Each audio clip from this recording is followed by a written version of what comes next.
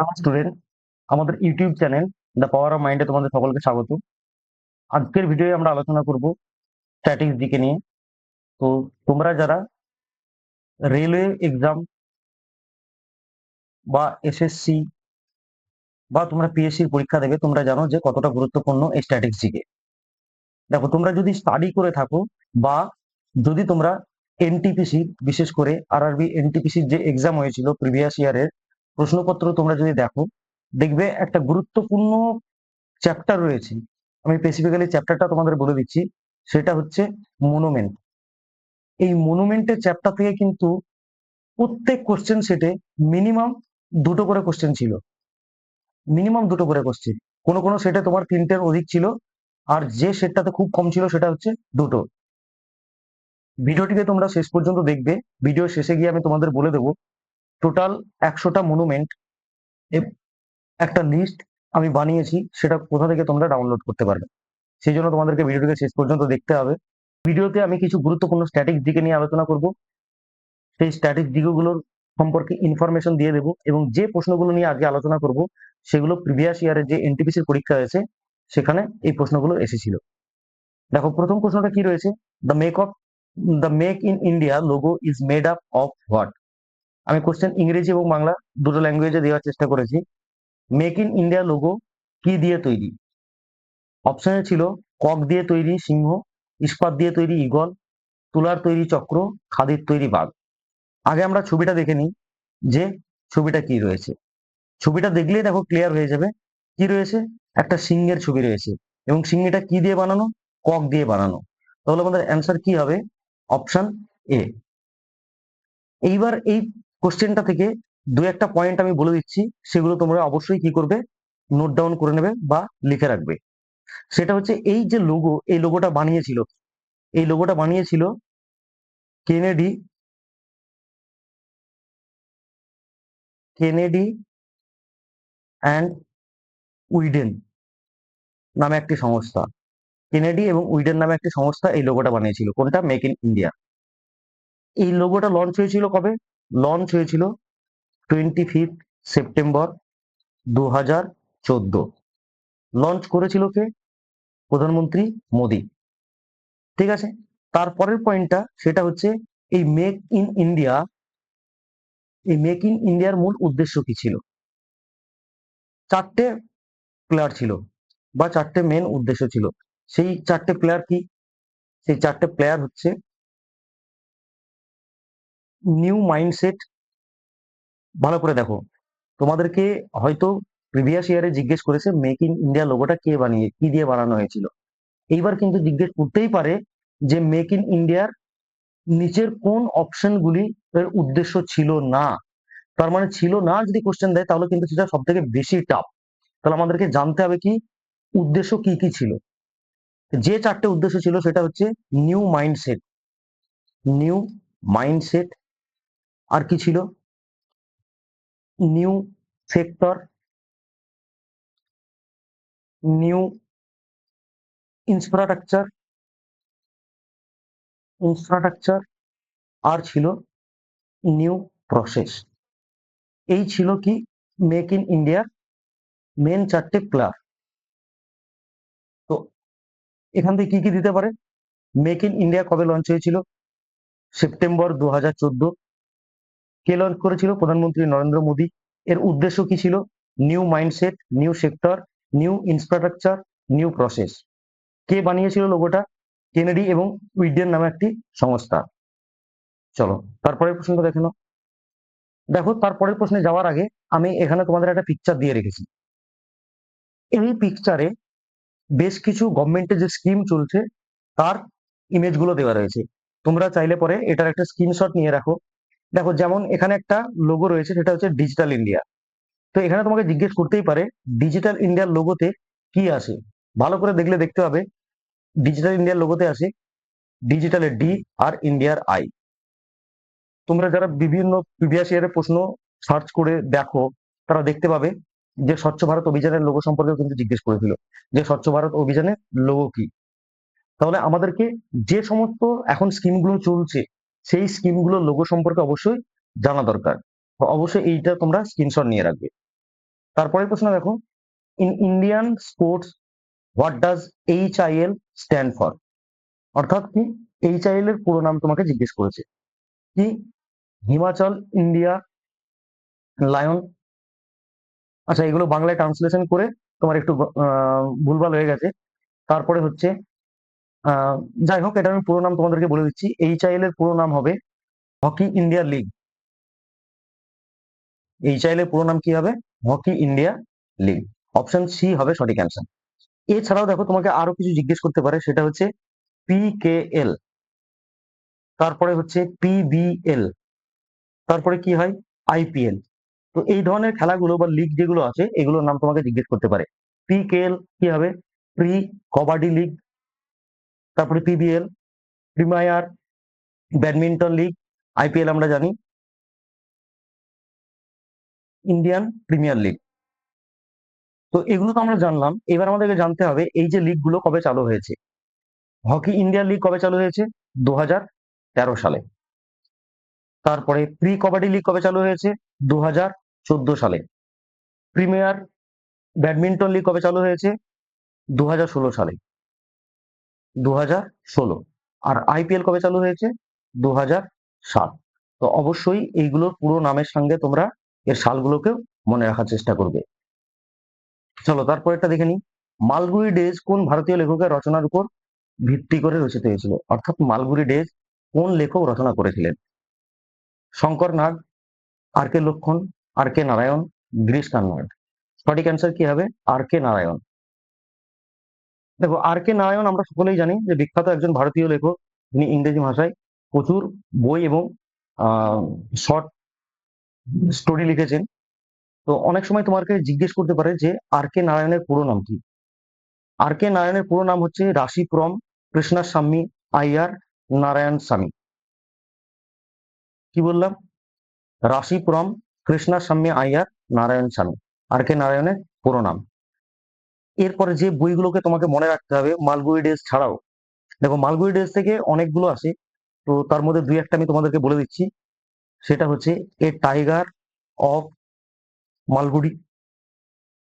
A tiger of Malgudi, এই বইটা কে লিখেছিলেন? RK নারায়ণ। তারপরে একটা বিখ্যাত বই, সেটা হচ্ছে স্বামী অ্যান্ড ফ্রেন্ডস। স্বামী অ্যান্ড ফ্রেন্ডস।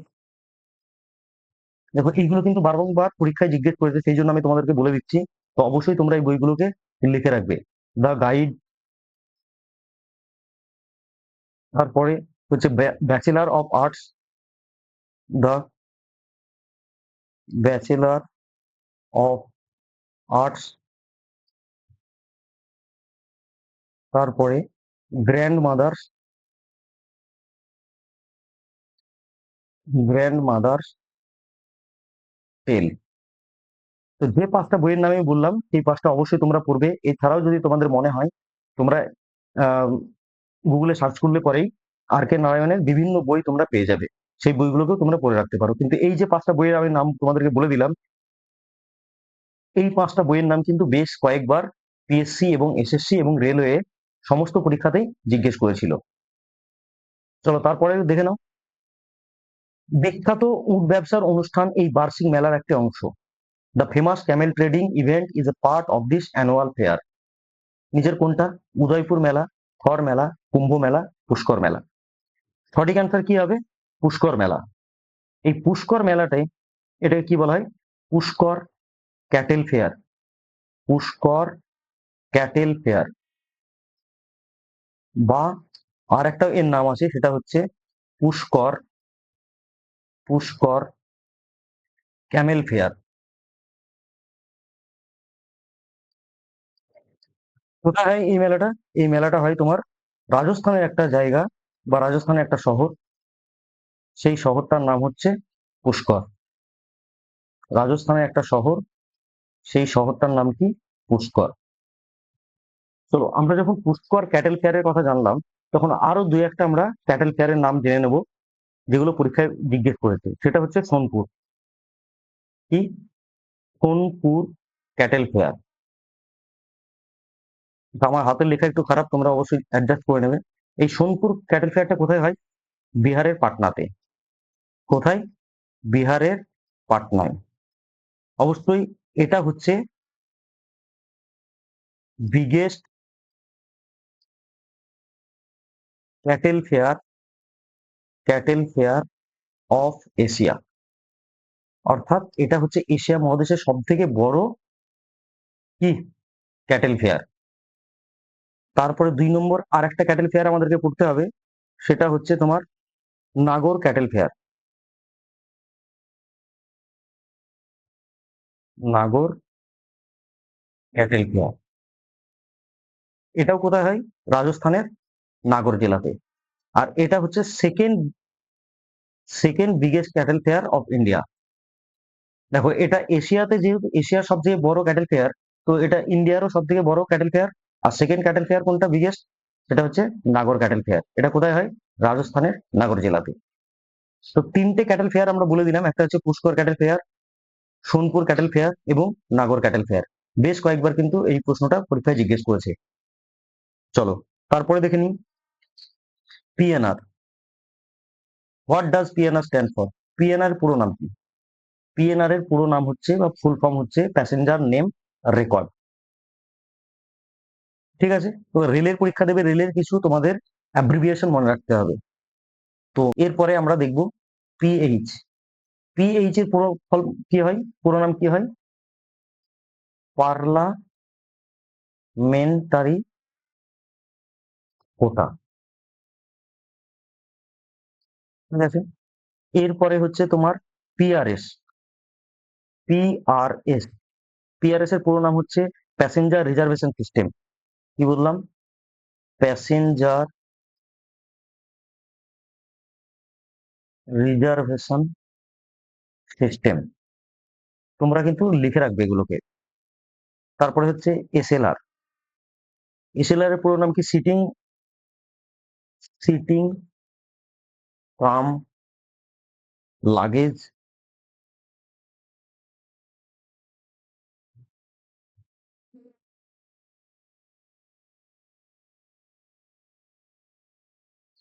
রেক।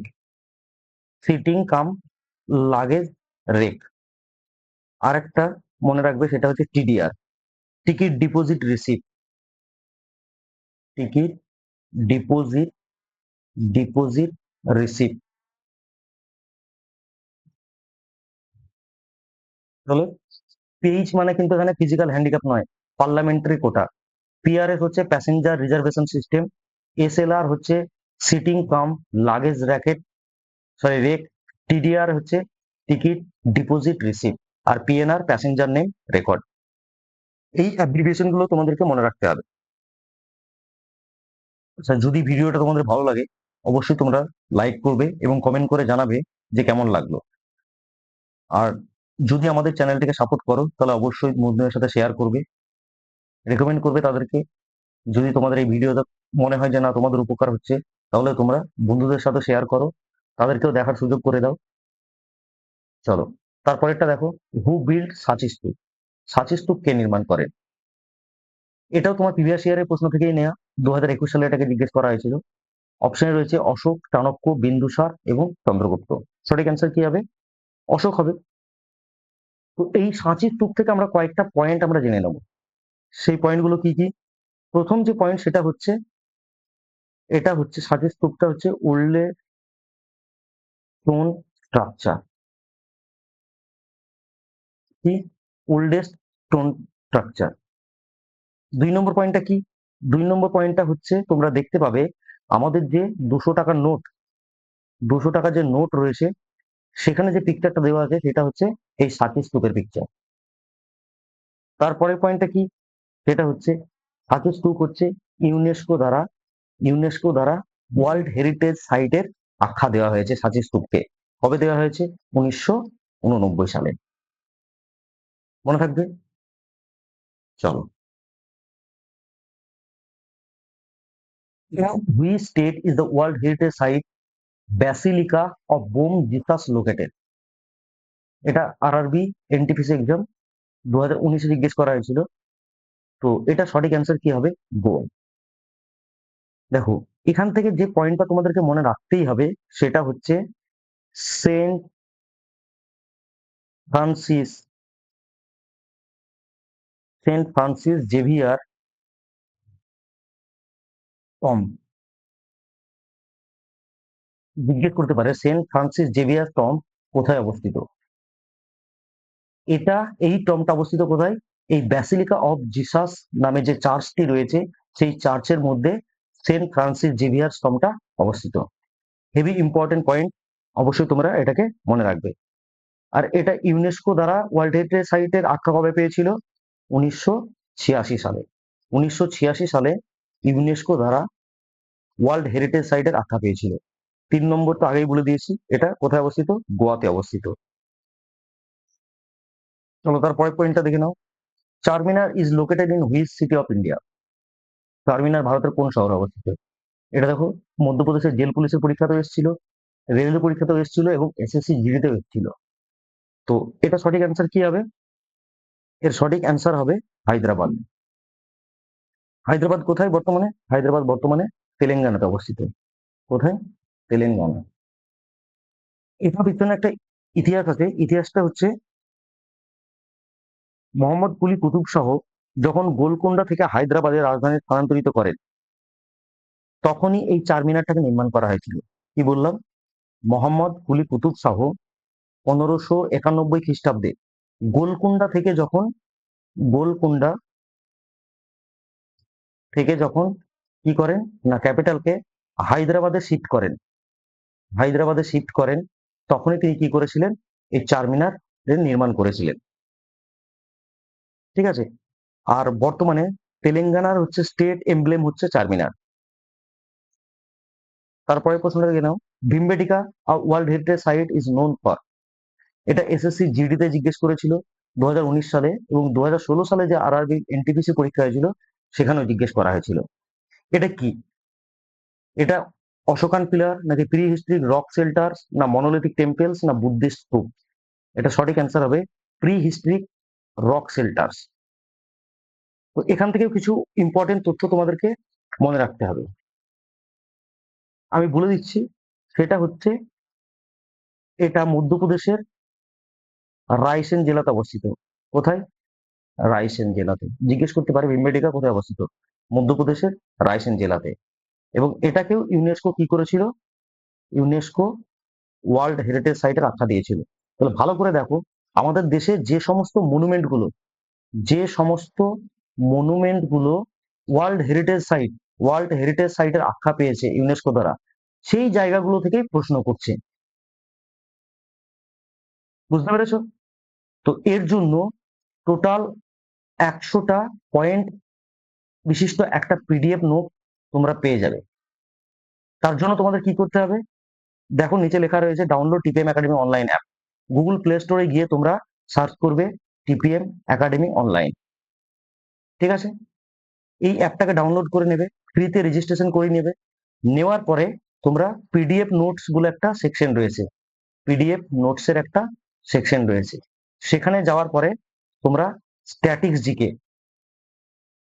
জিকে যে অপশনটা রয়েছে সেখানে ক্লিক করবে। তারপরে দেখবে তোমরা পেয়ে যাবে কি মনুমেন্টস অফ ইন্ডিয়া বলে একটা ফোল্ডার পেয়ে যাবে। মনুমেন্টস অফ ইন্ডিয়া বলে একটা ফোল্ডার পেয়ে যাবে। ওখানে ক্লিক করলে তোমরা পুরো নোটটাকে পিডিএফ হিসাবে ডাউনলোড করে নিতে পারবে। তারপরে চাইলে তোমরা সেটাকে প্রিন্ট আউট করে নিতে পারো।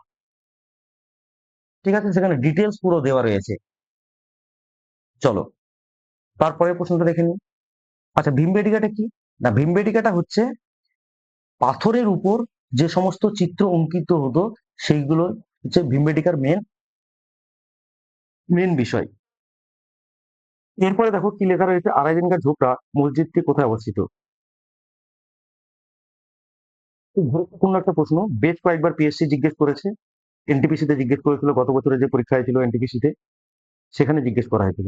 তো এটা সঠিক অ্যান্সার কি হবে? এটা সঠিক অ্যান্সার হবে আজমের। এই আজমের কোথায় অবস্থিত? রাজস্থানে। রাজস্থানের একটা জায়গা হচ্ছে আজমের, যেখানে এই আড়াই দিনকার ঝোপড়া নির্মাণ করা হয়েছিল। এর পিছন এর পিছনে একটা ইতিহাস রয়েছে। সেই ইতিহাসটা কি?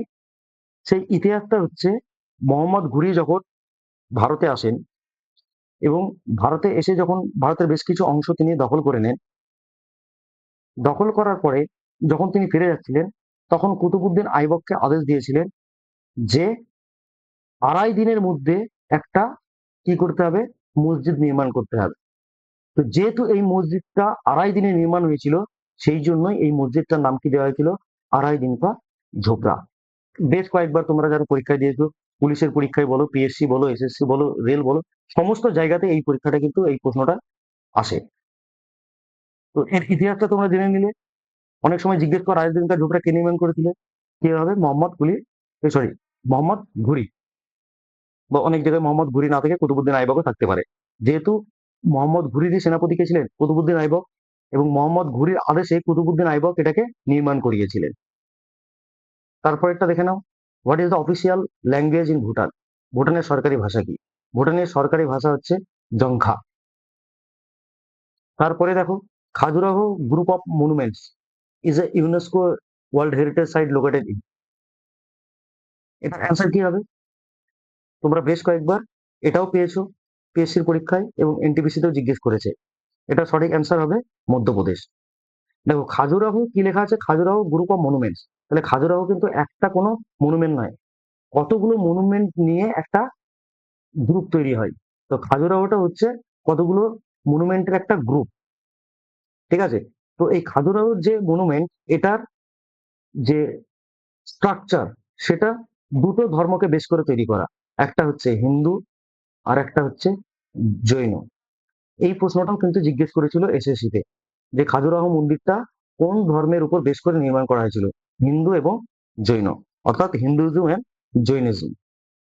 খাজুরাহোতে মোট টেম্পল কতগুলো আছে? মোট টেম্পল ছিল 85টি। খাজুরাহোতে মোট 85টি টেম্পল ছিল, তার মধ্যে বর্তমানে এখনো কতগুলো রয়েছে, 23টি রয়েছে। এটা তৈরি করেছিল কারা? এটা তৈরি করেছিল চান্দেল রাজারা, চান্দেল বংশের রাজারা নির্মাণ করেছিলেন, ঠিক আছে? এটাও কিন্তু ওয়ার্ল্ড হেরিটেজ সাইট আখ্যা দেওয়া রয়েছে, দেখো এখানে লেখাই রয়েছে। তার মানে বুঝতে পারছো যে যে নোটটার কথা আমি তোমাদের বললাম, ওই নোটটা এনটিপিসির জন্য কতটা গুরুত্বপূর্ণ। তো অবশ্যই আমাদের অ্যাপটিকে ডাউনলোড করে তোমরা ওই নোটটিকে ফ্রিতেই নিতে পারবে, কোনো পয়সা দিতে হবে না। তারপরে প্রশ্নটা দেখো, স্বর্ণ মন্দির কোন হ্রদের উপর নির্মিত? কোশ্চেনের অ্যান্সারটা তোমরা কি করবে, কমেন্ট বক্সে কমেন্ট করে জানাবে। দেখো, স্বর্ণ মন্দির সম্পর্কে তোমরা প্রথম থেকেই পড়ে এসছো, আমি চাই তোমরাও দুই একটা কোশ্চেনের অ্যান্সার খুঁজে বের করে তোমরা অ্যান্সার করার চেষ্টা করো। চলো, আজকের ভিডিওটি এই পর্যন্ত। যদি ভিডিওটি তোমাদের ভালো লাগে, যদি মনে হয় যে না তোমাদের উপকারে এসছে, তাহলে অবশ্যই আমাদের চ্যানেলটিকে সাপোর্ট করো। যদি সাবস্ক্রাইব না করে থাকো তাহলে সাবস্ক্রাইব করে দিও, এবং বন্ধুদেরকে রেকমেন্ড করো। যেহেতু এটা আমাদের নতুন চ্যানেল, আমাদের যে পুরোনো চ্যানেল ছিল টিভিএন একাডেমি অনলাইন নামে, সেই চ্যানেলটা এখন আমরা আর ভিডিও আপলোড করছি না। এখন থেকে আমরা এই নতুন চ্যানেল দ্য পাওয়ার অফ মাইন্ডে ভিডিও আপলোড করব। তোমাদেরকে বলবো তোমরা আমাদের সাথে থাকো, অবশ্যই কিছু না কিছু তোমরা পাবে। Thank you.